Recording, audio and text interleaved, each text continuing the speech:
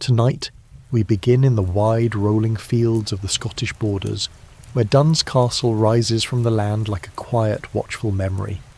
Here, a lone peel tower once stood guard over the moors, its square walls set on volcanic rock, and its windows cut narrow against the long roads of the border. This is a place shaped by riders, raiders, and patience, where every horizon mattered and every hill was a lookout. From there, we travel east to the edge of the North Sea, where Dunnottar Castle clings to a cliff so steep it looks less like a home and more like a last stand. Below it, the waves break endlessly against the rock. Above it, the wind moves without asking permission. This is a fortress built for siege, exile, and secrets, a place where escape routes are vertical, and the only easy way out is by sea. These are castles shaped by different kinds of danger. One watches the open roads of the border, the other faces the restless ocean. One was built to endure raids, the other to survive sieges. The fire is warm, the stone is ancient. There is nothing left for you to do now but listen. Settle into the quiet, let the day loosen its grip, and follow the slow pull of history, as steady as the hills of the moors and as constant as the tide beneath the cliffs. In 1320, the Scottish borders were not a scenic destination for hill walkers. They were a frontier, a place where the weather was unforgiving, the politics were worse, and the idea of a quiet life was treated as an optimistic rumour. If you lived here, your primary hobby was not gardening. It was making sure your house did not get moved a few miles south by an English army with enthusiasm and poor manners. This was a landscape shaped by riders, raiders, and retaliation.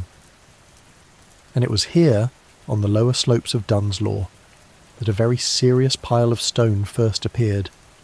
Dunn's Castle did not begin life as the sprawling Gothic fantasy seen today. It began as a peel tower, a tall, square, stubborn structure designed with one purpose in mind, to be such an inconvenience to attack that most raiders would take one look, sigh, and go bother someone with thinner walls. This was the medieval version of the minimum viable product for border survival. 4 walls, no decoration, no romance, just stone, height and attitude. The man behind it was Thomas Randolph, Earl of Moray. Randolph was not a quiet landlord. He was the nephew of Robert the Bruce, a seasoned commander, and a man whose career included the daring capture of Edinburgh Castle by climbing its walls in the dark. He understood both politics and gravity. When Randolph chose this site, he was not browsing for a country retreat. He wanted high ground. Dunnslaw rises from the moors, the fertile lowlands that form the natural highway for any army attempting to visit Scotland without an invitation. From its slopes, you can see for miles. Riders appear as dots long before they become trouble. Smoke rises early. Movement is impossible to hide. It is the sort of location that encourages early decision-making. The tower was built on volcanic rock, a foundation so firm it has politely refused to shift for 7 centuries. From here, Randolph could watch the land, control the roads, and make sure no one arrived unexpectedly without being noticed and reconsidered. The tower itself was a study in over-engineering. The walls were nearly 7 feet thick, which, by medieval standards, was the civilian version of a bunker. The stone came from local quarries, bound with lime mortar that has spent the last 700 years quietly turning into something stronger than the rock itself. This was not a building designed to settle. It was designed to endure. There were no grand entrances, no welcoming porches, no wide windows. The original doorway was likely on the first floor, reached by a removable wooden ladder. If someone knocked, you did not answer. You pulled up the ladder and let them reflect on their life choices while standing in the rain. At ground level, the heart of the tower's defence was the yett. A yett was not a door. It was a statement, a heavy interlocking gate of wrought iron bars, usually hidden behind a wooden outer door. If the outer door burned, which it often did, the yett remained behind it, cool, dark, and unamused. Breaking through one required time, noise, and a willingness to sweat in public. Behind it, the interior was lit only by narrow arrow slits, thin vertical cuts in the stone that allowed light in without offering anything back. They were not windows, they were visual suggestions, enough to see where you were walking, not enough for anyone outside to see you. The ground floor was dominated by stone-vaulted chambers. Today they look like atmospheric wine cellars. In the 14th century they were infrastructure. These were the storage rooms where survival lived. Barrels of salted meat, sacks of grain, casks of ale. The thick walls kept the temperature cold and constant year-round. Food kept longer. Supplies lasted. Sieges could be endured. There is a particular smell in these vaults, damp stone, earth, age, that has not changed since Randolph's time. It is the scent of patience.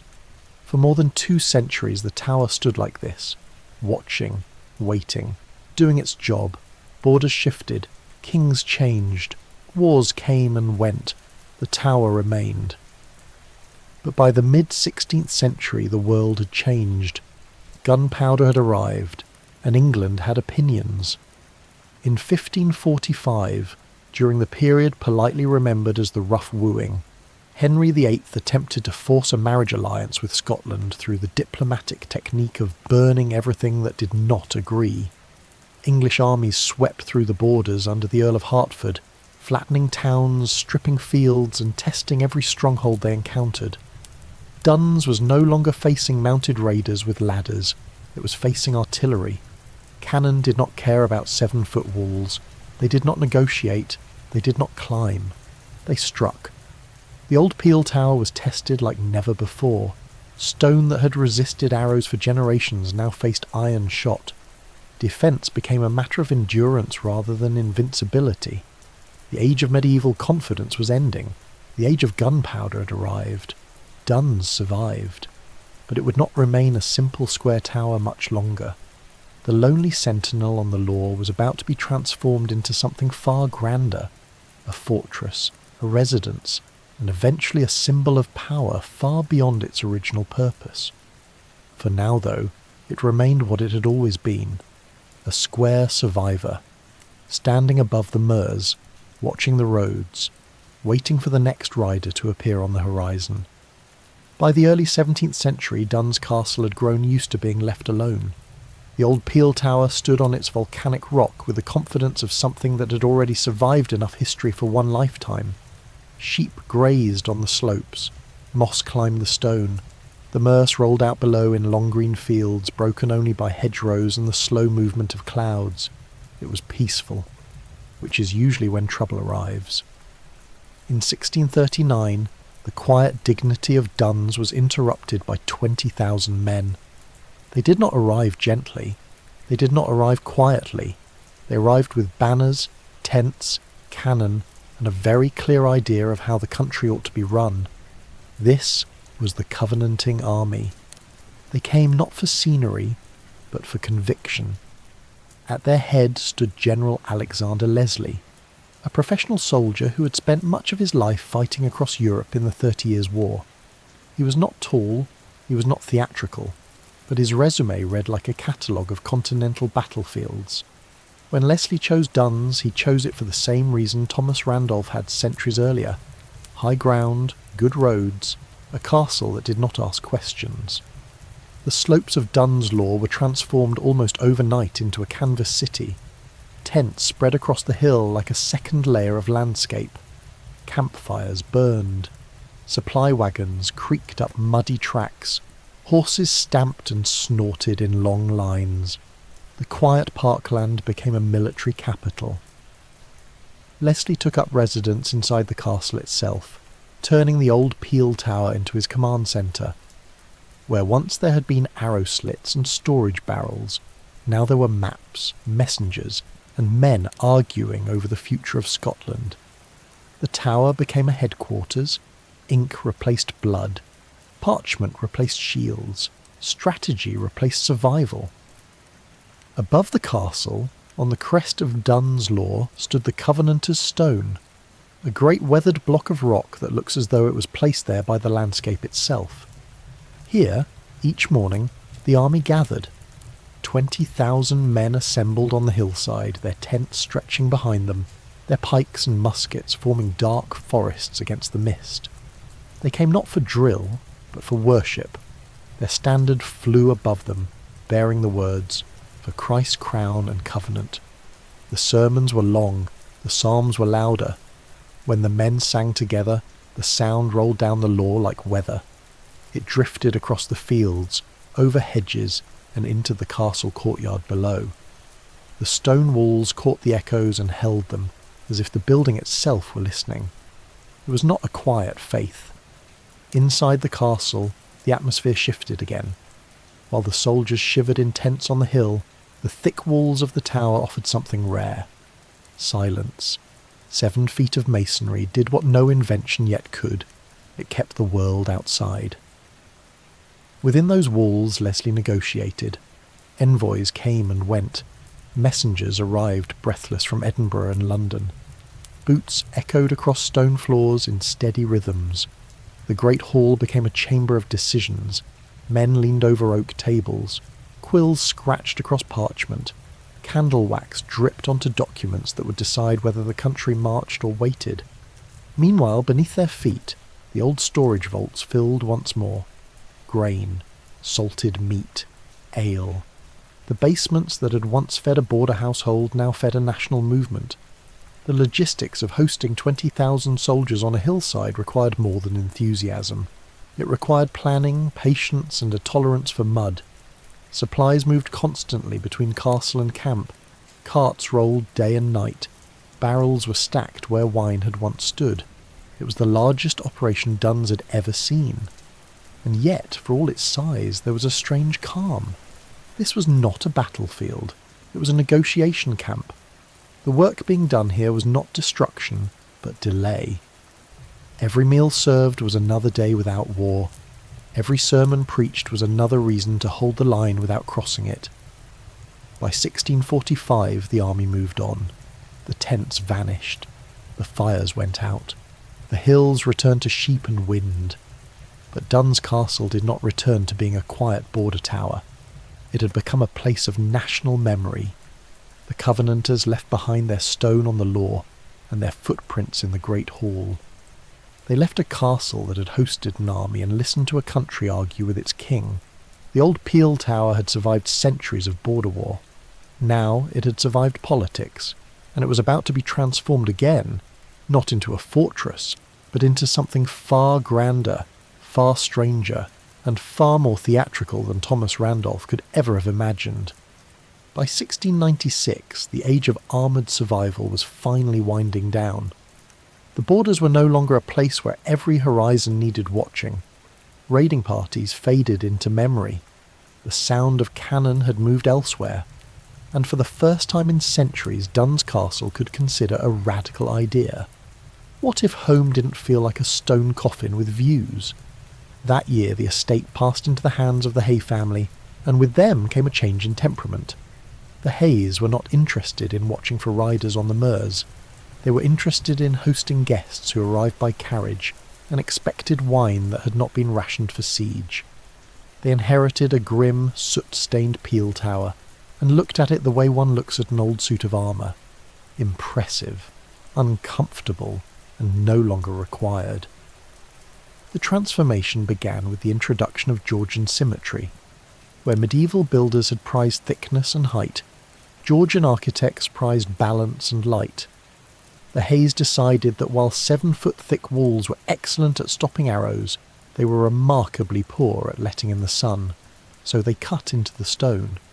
Large, evenly spaced windows were carved into the ancient walls, opening the interior to the wide, horizontal light of the Meuse. New wings grew outward from the tower, giving the building proportion and poise. The battlements, once the teeth of the castle, were tucked discreetly behind decorative parapets. The castle was no longer baring its fangs, it was smiling politely. From the outside, the building began to resemble a great country house, rather than a border fortress. The old tower remained at its core, but now it was wrapped in layers of elegance, like a retired soldier learning how to wear silk.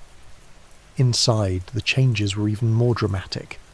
The Hays took one look at the cold, damp stone chambers and decided they would not be spending winters dressed like monks.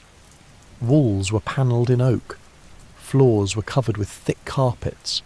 Heavy silk tapestries were hung not just for decoration, but for warmth. In a world before central heating, fabric was survival. The Great Hall, once the headquarters of armies, became a dining room. The sound of marching boots was replaced by the gentle rhythm of silver on china and the low murmur of conversation.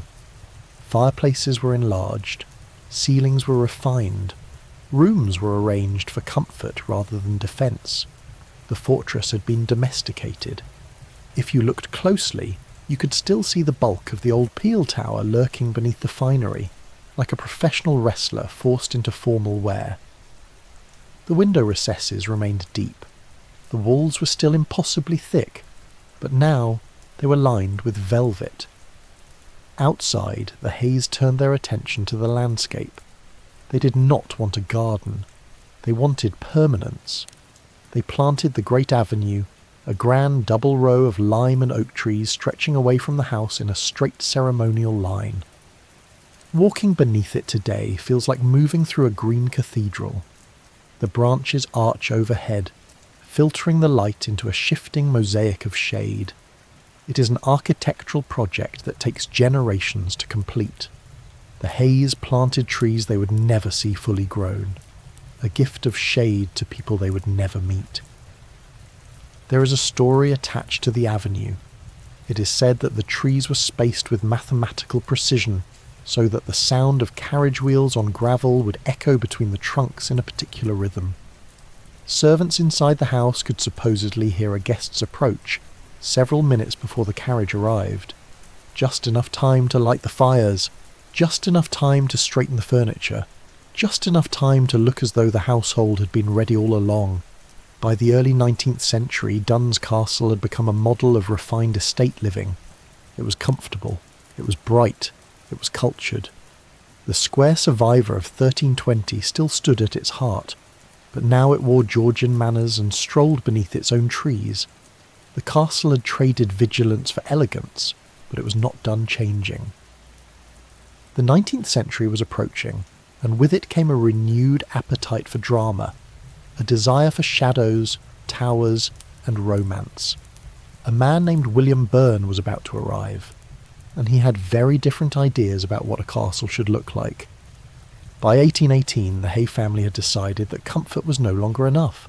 Their home was bright, it was balanced, it made architectural sense, which unfortunately meant it lacked mystery.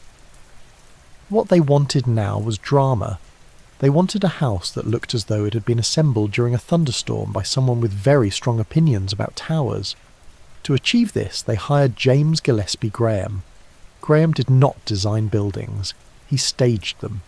His specialty was the Gothic revival, a style devoted to convincing modern houses that they were medieval fortresses with complicated pasts and excellent silhouettes. His task at Dunn's was to take a layered Georgian residence and wrap it in an entirely new identity. The existing house, a blend of 14th century strength and 18th century refinement, was enclosed within a fresh outer skin of Gothic stonework. Towers rose where none were needed. Turrets appeared where no one had asked for them. Pinnacles bristled along the roofline like a crown made entirely of ambition. And everywhere, crockets. These small leaf-shaped carvings climb the edges of spires and parapets, making the building look as though it is growing rather than standing. It is architectural gardening, except the plants are made of stone and refuse to die. The result was not subtle. Dunn's Castle acquired a skyline. From a distance, it no longer looked like a house. It looked like a cathedral that had decided to settle down and claim some land. This was not a renovation. It was a reinvention. Where the old Peel Tower had been built to keep people out, Graham's version was designed to pull people in, and then quietly overwhelm them with scale. Inside, the transformation continued. At the centre of the castle, Graham created the Great Hall. a room so large it makes modern open-plan living look like an argument for smaller furniture. The ceiling rises into a web of beams that appear to be ancient timber, darkened by centuries of smoke and storytelling. Except they are not. The structure is a masterpiece of illusion, crafted from plaster and painted so precisely that even experienced builders have been known to pause and look twice. It is 19th century craftsmanship pretending very hard to be medieval. The walls were lined with portraits. Generations of haze watched over the room with the practised expression of people who have never carried their own luggage. Their gazes follow the slow movement of shadows across the floor, as if checking whether you intend to touch anything. And then there was the sound. By wrapping the old stone core in a forest of hollow towers, carved battlements, and fluted turrets, Graham had unknowingly turned the castle into a musical instrument. When the north wind moves across the hills and strikes the towers at just the right angle, the stone catches it. The battlements act like reeds. The towers resonate. The castle hums. It is not a whistle. It is not a draught. It is a low, sustained vibration that drifts through the upper rooms like a breath. The hills provide the air. The towers provide the voice. Guests staying in the highest chambers would sometimes wake in the night to the sound, unsure whether it was wind, water, or something older. The tone moves slowly through corridors and fades just as gently, leaving the castle to its silence once more. This was the height of the baronial dream, a world where architecture was theatre, where houses were expected to impress before they were expected to function, where shadows were as carefully designed as light. Dunn's Castle had become the social heart of the Meuse, a place of grand entrances, echoing halls and weather that played the walls like an instrument. By 1822 the transformation was complete. The old peel tower still stood at the core, but now it wore a crown of stone.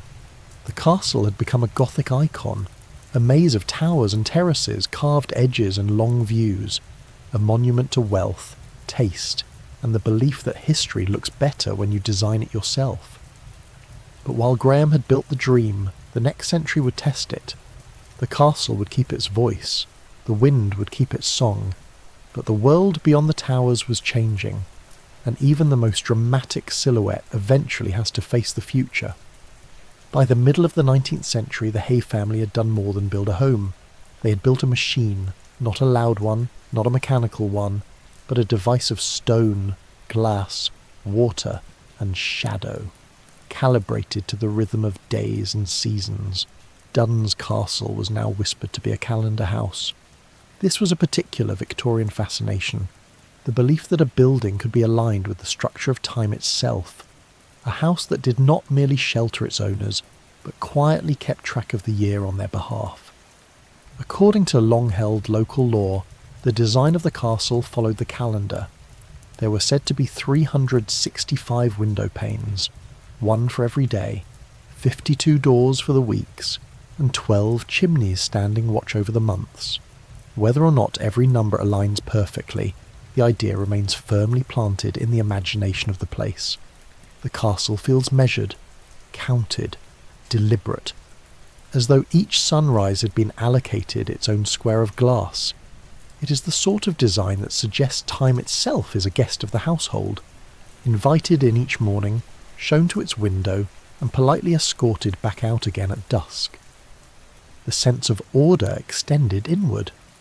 Within the structure were said to be 7 internal courtyards, each representing a day of the week. The light was believed to move through them in sequence, touching stone and paving in a slow procession from Monday to Sunday. Morning would begin in one space, afternoon would drift into another, evening would arrive gently in the last.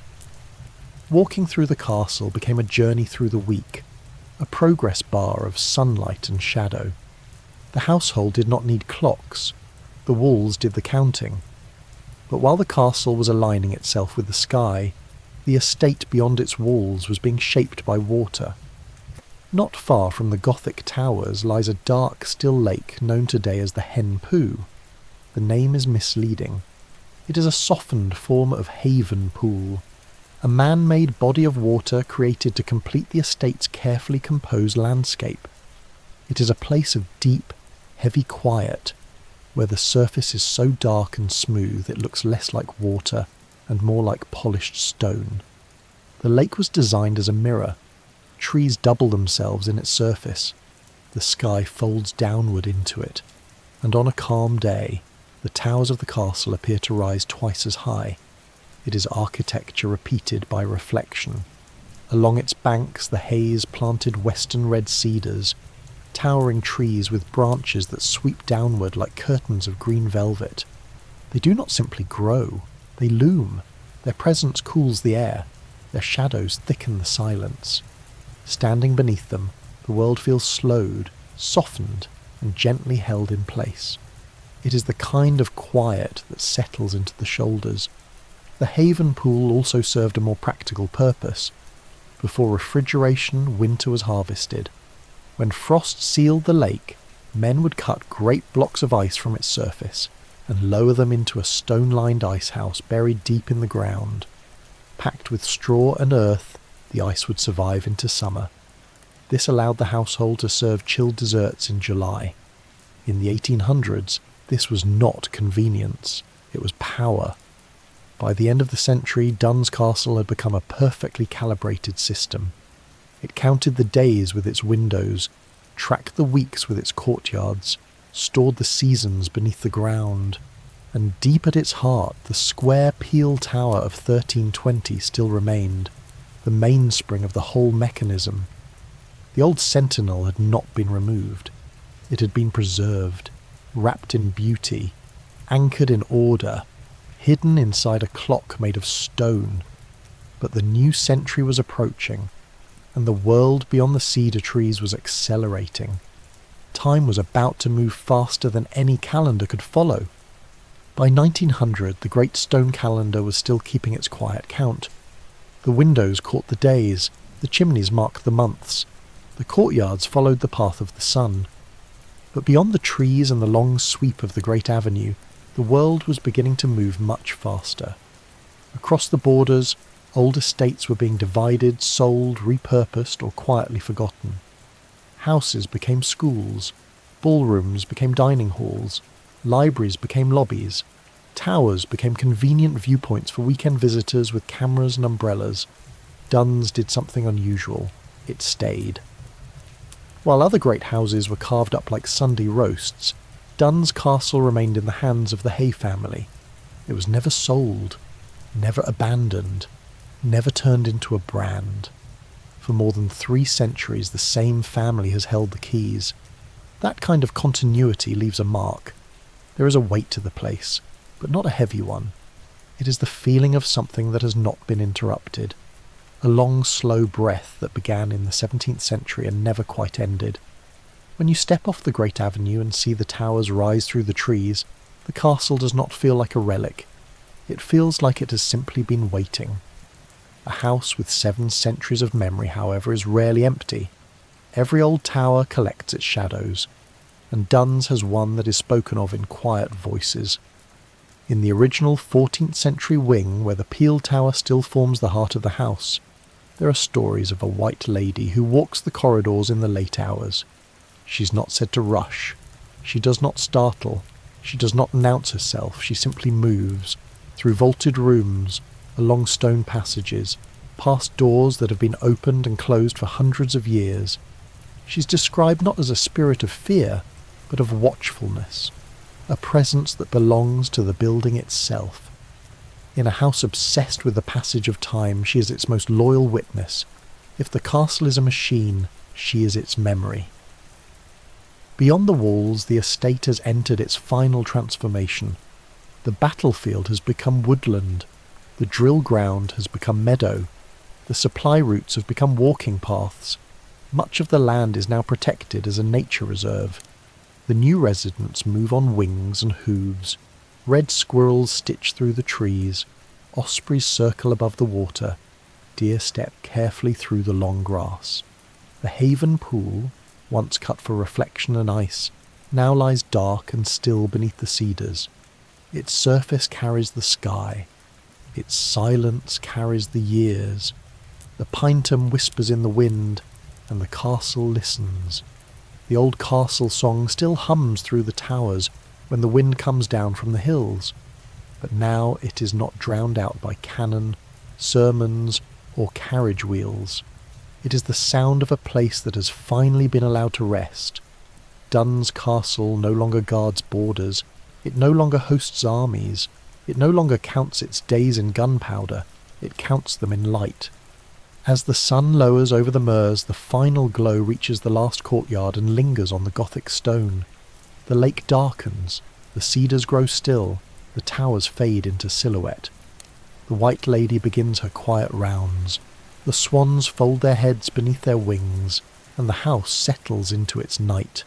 A castle built for survival, shaped by ambition, measured by time, and still standing. If you are looking for a piece of real estate that screams "leave me alone," you cannot do better than the Rock of Dunnottar. Detached from the mainland of Scotland by a geological grudge and a 160-foot drop into the freezing North Sea, this is not a place you go to relax. It is a place you go to survive, or, as history would prove repeatedly, to die trying. The story begins in the 5th century, long before stone castles were in vogue, with a man named St. Ninian. Ninian was an early Christian missionary with a specific idea of what constituted a retreat. While modern monks might look for a quiet garden with a nice fountain, Ninian looked at this storm-lashed, wind-scoured plug of conglomerate rock and thought, perfect. He established a simple stone chapel here, likely on the site of an earlier Pictish dun, or fort. Legend has it that Ninian chose this specific spot because the roaring of the sea was so deafening that it drowned out all worldly distractions. It was meditation by volume, a spiritual practice based on the idea that if the ocean is screaming at you 24 hours a day, you can't hear your own sinful thoughts. To Ninian, the violence of the waves wasn't a bug, it was a feature. It was the ultimate noise-cancelling headphone provided by nature. But the Picts who shared the rock weren't there for the prayers, they were there for the elevation. They understood that in the rough neighbourhood of early medieval Scotland, height was the only insurance policy worth having. For centuries the dun was a sanctuary, a place where the local tribes could pull up the drawbridge, or more likely kick away a precarious wooden ladder and wait for the trouble to pass. It was a strategy that worked against wolves, rival clans and the occasional angry neighbour. But in the 9th century, a new kind of trouble arrived, and it came by boat. The Vikings, or Northmen, viewed the Aberdeenshire coast less as a terrifying hazard and more as an all-you-can-eat buffet. To a Viking raider, a remote monastery on a rock wasn't a holy site. It was a convenience store that hadn't hired security. Throughout the 800s, the longships began to circle Dunnottar like sharks. The very isolation that St. Ninian had prized became a liability. When you are trapped on a rock with a precipice on all sides, you have nowhere to run. The sanctuary was just a cage with a great view. The climax of this Viking storm arrived around 900 AD. The chronicles are a bit hazy on whether the leader was Sigurd the Stout or Thorstein the Red, but the result was the same, a massive coordinated assault on the rock. This wasn't a quick smash and grab, it was a siege, and trapped inside wasn't just a group of terrified monks, but the King of Alba himself, Donald II, Donald MacConstantine. Donald II has the dubious distinction of being the first Scottish monarch to really test the theory that Dunnottar was impregnable. He found out, in the hardest way possible, that it wasn't. The chronicles suggest that Donald didn't die in a single glorious charge. Instead, he died during a prolonged, desperate struggle to keep the heathen host from gaining the high ground. Imagine the scene, the king and his personal guard, backed against the sheer drop, fighting on the slippery bird guano-covered grass, while waves of Vikings clambered up the narrow winding path like determined heavily armed ants. It was a messy, brutal end. The Vikings breached the defences, effectively turning the dun into a slaughterhouse. For Donald II, the rock was the end of the line. The sanctity of Ninian's chapel meant nothing to axes and fire. The dun was sacked, the king was killed, and the Vikings likely stripped anything of value before sailing off to toast their success. This early chapter of Dunnottar's history teaches a grim lesson that would be repeated for the next 1,000 years. The rock is a magnet. It draws holy men who want peace and violent men who want power, and usually the violent men win, at least for a while. By the time the Vikings left, the lesson was carved into the stone. You can build a chapel to drown out the world, but eventually the world, armed with axes and bad intentions, will climb the cliff to find you. After the Vikings finally got bored, or ran out of kings to kill, Dunnottar fell into a strange centuries-long silence. For the better part of 300 years, the rock went back to being what St. Ninian had intended, a place where the only thing being assaulted was the silence. It became the parish church of Dunnottar, a holy site perched on the edge of the world. Pilgrims would trudge up the narrow path, not to defend a crown, but to light a candle and hope the wind didn't blow them into the North Sea.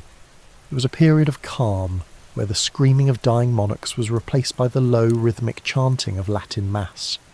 The rock was technically consecrated ground, which in the medieval rule book meant it was off limits for military development.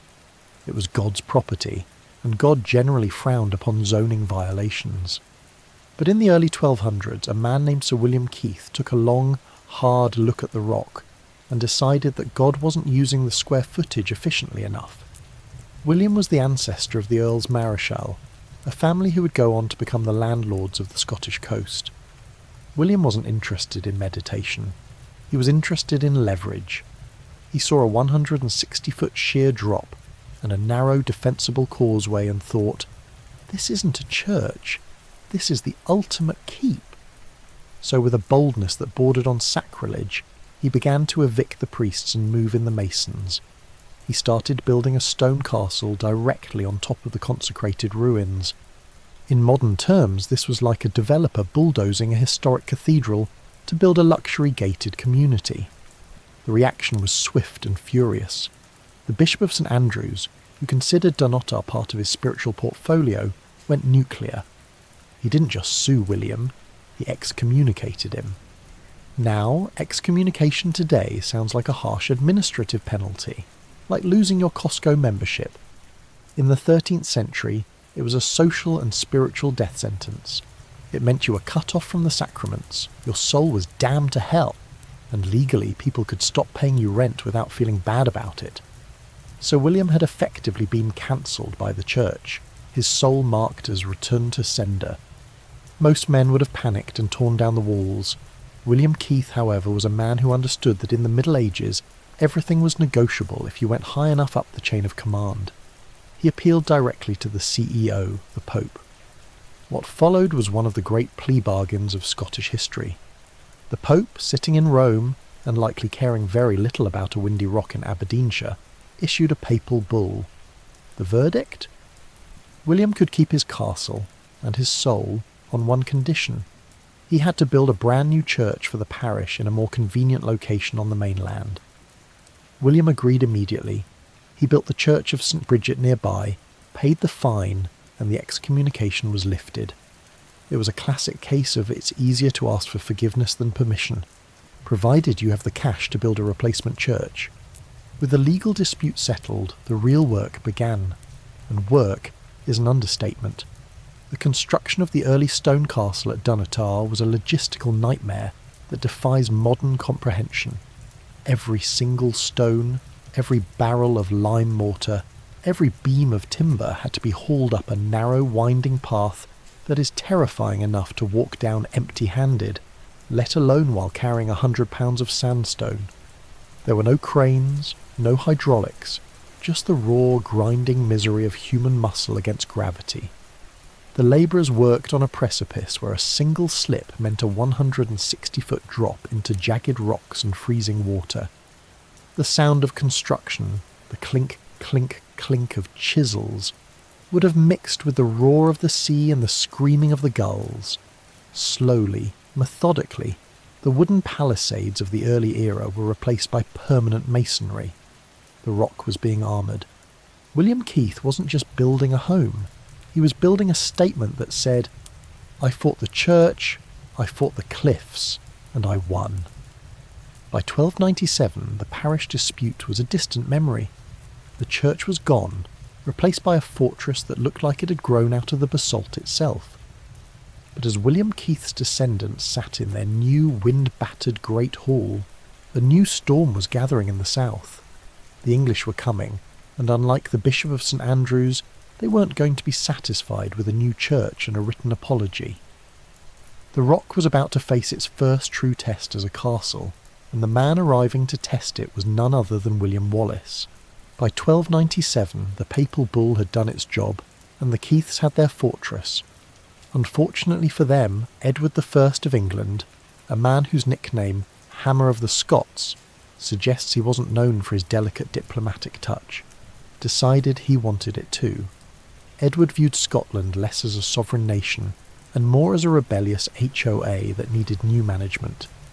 He seized Dunnottar, kicked out the Scots, and installed a massive English garrison. For a brief moment, the Rock became a critical forward operating base for the English war machine, a place where soldiers could sharpen their swords, complain about the weather, and feel smugly invincible behind William Keith's expensive new walls. But invincibility is a fragile concept, especially when William Wallace is in the neighbourhood. Wallace, contrary to the Hollywood depiction, wasn't just a guy in a kilt shouting freedom. He was a tactical pragmatist with a scorched earth policy and a very short temper. In 1297, he rolled up to the cliffs of Dunnottar not to negotiate but to evict. The English garrison, seeing a horde of angry Scotsmen who had likely walked through a bog to get there, panicked. They did what any medieval soldier would do when outmatched. They retreated into the stone church. This was a calculated move. Under the rules of medieval warfare, a church was sanctuary. It was a safe zone. Attacking men inside a church was a one-way ticket to hell, a war crime that would stain your soul forever. The English locked the doors, huddled together, and assumed that Wallace would respect the spiritual red tape. Wallace, however, decided that the rules of war had been suspended. He didn't see a church, he saw a trap filled with enemies. In one of the darkest moments of the Wars of Independence, he ordered his men to pile brushwood around the building and set it on fire. The sanctuary turned into an oven. The lore surrounding this event is grim. It is said that the screams of the dying garrison were so loud they could be heard in the town of Stonehaven miles away, a terrifying wind-carried reminder that the hammer of the Scots had met the anvil. When the smoke finally cleared, the Rock wasn't just a fortress, it was a graveyard. Wallace had proved that on the edge of the world, God's protection had a melting point. Following Wallace's raid, the castle entered a strange phase of reverse construction. The Rock was briefly held by the Scottish forces, often associated with the strategies of leaders like Andrew Murray. But the Scots had a problem. They didn't have the manpower to garrison every castle they captured. If they left Dunnottar standing, the English would simply come back, sweep out the ashes, and move back in. So, they made the heartbreaking decision to slight the castle. This is the military term for unbuilding. It is a process of systematic destruction that is arguably more exhausting than building the thing in the first place. For months, Scottish labourers, who probably wished they were doing literally anything else, had to smash the battlements, topple the walls, and throw the carefully quarried stones off the cliff and back into the sea. They were erasing the asset to deny it to the enemy. Imagine the sound of that work, the heavy thud of sledgehammers, the grinding of stone, and the splash of masonry hitting the water 160 feet below. It was a strategic dismantling of the architecture. They turned the impregnable fortress back into a ruin, leaving the Rock at the mercy of the wind once again. For the next few decades, Dunnottar was a broken tooth on the coastline. It was a place where the wind whistled through shattered arches, and the blackened stones of the church served as a grim memorial to the garrison. But geography is destiny. You can break the walls, but you can't break the location. The sheer drop, the narrow path, and the dominance of the skyline meant that the Rock wouldn't stay empty forever. The Keith family, The Earls Marischal were waiting in the wings, ready to pick up the pieces, clear away the rubble, and start the cycle of ambition all over again. By 1382, the unbuilding phase was over. The Keith family, now firmly established as the hereditary Great Marischals of Scotland, effectively the custodians of the king's safety, decided it was time to stop camping in ruins and start living like tycoons. Sir William Keith returned to the Rock not with a repair crew, but with a vision for the ultimate Great Tower. This wasn't just a rebuild, it was an upgrade. The centrepiece was the L-Plan Keep, a design that sounds like a modern kitchen layout, but was actually a stroke of defensive genius. In a traditional square tower, if an enemy stood at your front door with a battering ram, you had to lean awkwardly over the battlements to drop rocks on them, which is terrible for your lower back. The L-shape changed the geometry of the siege. The new wing protruded out, allowing defenders to shoot arrows directly into the side of anyone foolish enough to knock on the main entrance. It created a kill zone, right on the welcome mat. It was the architectural equivalent of being able to punch someone in the ear while shaking their hand. The material chosen for this fortress was as stubborn as the family who built it. The walls were constructed from conglomerate rock, affectionately known as pudding stone. To a geologist, this is a sedimentary rock composed of rounded pebbles cemented together by a finer matrix. To the poor mason who has to cut it, it is a nightmare. It looks like nature's own concrete, a chaotic, lumpy mix of smooth river stones trapped in a hardened paste. But what it lacks in elegance, it makes up for in durability. Pudding stone doesn't weather, it endures. It laughs at salt spray. While finer sandstone crumbles into dust under the relentless grinding of the North Sea wind, puddingstone just gets polished. It is the architectural version of a callus, tough, ugly, and absolutely necessary for survival. Between 1560 and 1650, the Keiths decided that survival wasn't enough. They wanted style. The castle began to morph from a pure fortress into a palace on the cliffs. They added long galleries, grand fireplaces, and enough oak panelling to deforest a small shire. The most famous guest to test these new amenities was Mary, Queen of Scots. She stayed here twice, in 1562 and 1564, likely bringing with her the full, exhausting circus of the royal court. Picture the scene. Inside, the rooms are warm, smelling of roasted meat and expensive French perfume, the firelight dancing on the tapestries. Outside, just a few feet of stone away, the North Sea is hurling freezing salt water against the cliffs with the force of a train crash. Mary likely stood at the very windows that gaze out east today, watching the grey water churn in the rhythmic, endless cycle of the tides. For a queen whose life was defined by chaos, plots and shifting alliances, the brutal consistency of the ocean must have been a strange comfort. The Rock didn't care about politics, it just held on. But the golden age of the Keiths was living on borrowed time. The palace on the cliffs was about to face a force that didn't care about royal etiquette or pudding stone walls. The 17th century was bringing a new kind of army north, one led by a man who hated kings, loved artillery, and had very specific plans for the Scottish crown jewels. By 1650 the party was officially over. Oliver Cromwell had arrived in Scotland, and he wasn't there for the scenery. Cromwell's Ironsides were a new breed of army, disciplined, grim, and terrifyingly efficient. They moved through the country like a mechanical press, flattening opposition and treating royal tradition with the same enthusiasm a modern demolition crew treats a condemned building.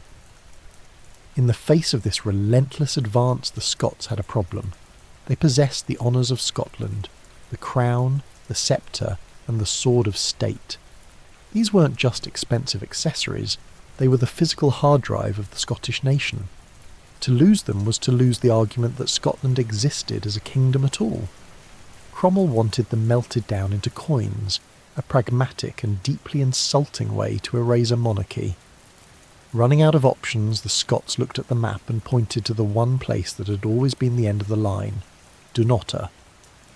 The honours were hurried across the country and locked inside the fortress. The job of protecting them fell to the Earl Marischal, who promptly left to fight elsewhere, leaving the defence in the hands of a subordinate named George Ogilvy and a garrison of exactly 69 men. 69 men against the entire New Model army. The siege that followed lasted for 8 gruelling months. It was a masterclass in stubbornness. Cromwell's commander, General Overton, likely looked at the rock and assumed it would surrender in a week. He set up his cannons on the black hill opposite the castle and began the long, loud process of trying to pulverise the walls.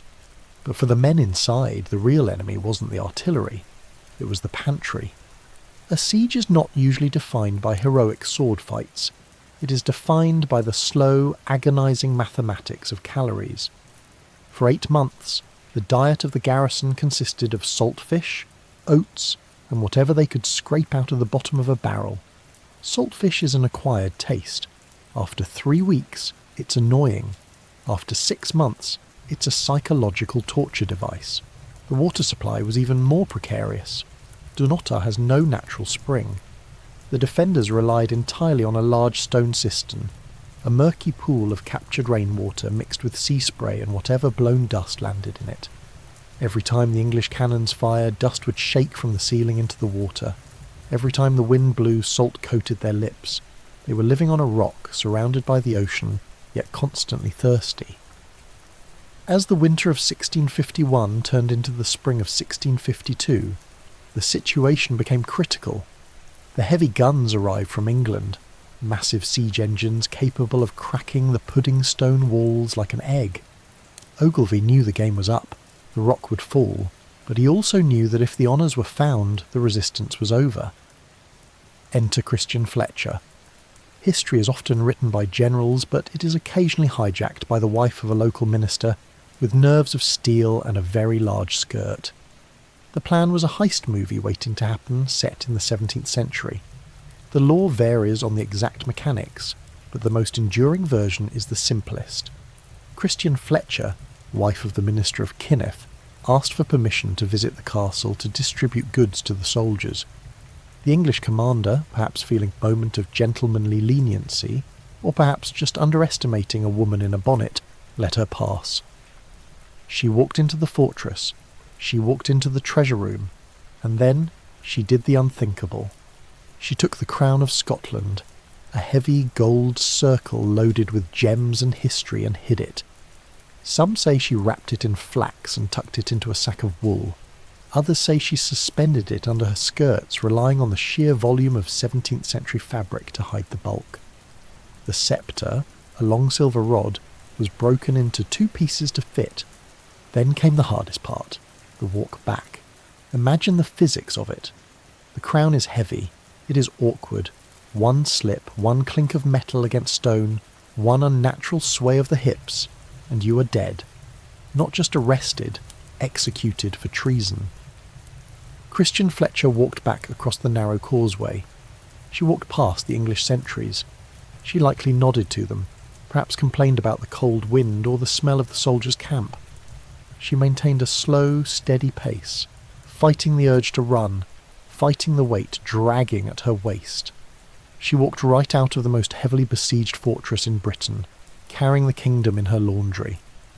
Once she reached the mainland, she didn't stop. She took the honours to the small church at Kinneff, lifted the floorboards near the pulpit, and buried them in the dirt. Back on the rock, Ogilvy surrendered on May 24th, 1652. The English troops rushed in, tearing the place apart, overturning chests, smashing walls, looking for the glitter of gold. They found nothing. The cupboard was bare. The king's software had been backed up off-site. The rage of the English command was absolute, but it was too late. The rock had fallen, but the symbol had survived, buried under a church floor, guarded only by a minister's wife who knew how to keep a secret. This was the last great act of defiance for Dunnottar as a fortress. It had done its job. It had bought time. But the age of the castle was ending. The siege had shattered its walls, and the world was moving on to a different kind of politics. The rock was about to enter its darkest chapter, not as a shield for kings, but as a prison for the faithful. By 1685, the glory days of royal visits and daring heists were over.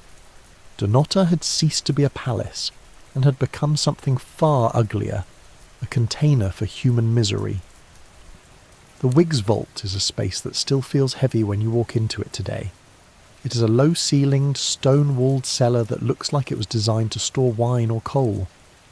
But in the summer of 1685 it stored people, 167 of them. These were the Covenanters, men and women who refused to accept the king's authority over their religion. For their stubbornness, they were marched north and shoved into this single, airless room. The mathematics of the vault are horrifying. There was no sanitation. There was barely room to sit, let alone lie down. The floor was ankle-deep in mire. For weeks, the prisoners lived in a twilight world of misery and disease. The only ventilation came from a few narrow cracks in the masonry that looked out over the indifferent ocean. Some tried to escape, climbing out of the windows and clinging to the cliff face, only to fall to the rocks below or be recaptured and tortured. Above them, life went on with a terrifying banality. The guards walked their rounds in the corridor just overhead, the steady, boring rhythm of boots on stone. It was the sound of a bureaucracy that didn't care. To the guards, the people below weren't martyrs. They were paperwork. They were a logistical problem of food and water, nothing more. The contrast between the silent, desperate prayers in the dark and the casual, rhythmic footsteps above is one of the most haunting echoes of the castle's history. It was the banality of evil, centuries before the term was invented. But the final act of Dunnottar wasn't written in a prison cell. It was written on a battlefield. In 1715, the 10th Earl Marischal, George Keith, made a gamble that would cost his family everything. The Jacobite Rising had begun, the great, romantic and ultimately doomed attempt to restore the Stuart kings to the throne. George Keith threw his lot in with the old pretender. He opened the gates of Dunnottar to the Jacobite forces, turning the rock once again into a weapon of war. It was a bad bet. The Rising collapsed. The Jacobite army melted away like snow in April. George Keith fled to the continent, leaving behind his title, his lands, and his castle. He would never see the rock again. The government in London decided that enough was enough. The Keiths had been a thorn in the side of the establishment for too long, and their fortress was too dangerous to be left standing. In 1718, the order was given not just to seize the castle, but to gut it. The dismantling of Dunnottar was a systematic stripping of dignity. It wasn't blown up in a dramatic explosion. It was sold off, piece by piece. A salvage company, the vultures of the architectural world, moved in. They climbed the roofs and rolled up the lead sheets like carpets, exposing the great timber beams to the rain. They ripped out the oak panelling that had warmed Mary, Queen of Scots. They sawed through the floor joists and lowered the wood down the cliffs to waiting boats. They took the glass. They took the iron. They took everything that could be sold for a shilling. When the workers finally packed up their tools and walked back down the path, they left behind a skeleton. The great hall was roofless. The king's bedroom was open to the sky. The Whig's vault was just a damp, empty hole. The castle was left to the mercy of the gulls, the only residents who didn't care about politics, religion, or the price of scrap lead. Today, Dunnottar stands exactly as the scavengers left it. It is a jagged, broken silhouette against the grey North Sea. But in its ruin, it has found a strange kind of immortality. It is no longer a prize to be captured or a prison to be feared. It is a monument to the sheer, bloody-minded persistence of the people who lived on this rock. And so Dunnottar remains, standing where land gives way to sea, its walls stitched into the cliff by wind, salt, and centuries of weather. The waves continue their patient work below, carving time into the rock grain by grain, while the towers above hold their long watch over a horizon that has carried kings, rebels, prisoners, and storms alike.